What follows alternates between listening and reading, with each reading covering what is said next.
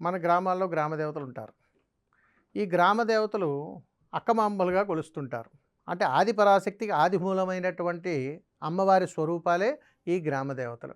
అసలు గ్రామం సుభిక్షంగా ఉండాలనంటేనే గ్రామ దేవతల యొక్క వైభవం తెలిసుండాలి.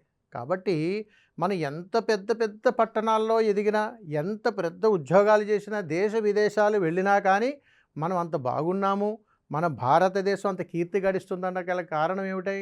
భారతదేశంలో ఉన్నటువంటి గ్రామ దేవతల యొక్క శక్తి బలం అంత గొప్పగా ఉంటుంది.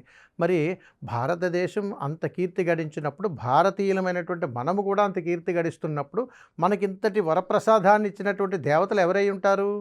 మనం ఏ గ్రామం నుంచి అయితే పుట్టామో ఆది మూలాలు ఆ గ్రామ దేవతలు. కాబట్టి గ్రామ దేవతలను పూజించటం వలన సర్వదారిద్ర్యాలు పోతాయి, అష్టైశ్వర్యాలు కలుగుతాయి.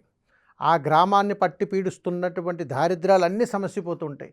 ఎంత గొప్పగా అమ్మవారి ఆరాధన ఉంటుందనంటే అంత చక్కగా తల్లి గ్రామాన్ని సంరక్షిస్తూ ఉంటుంది.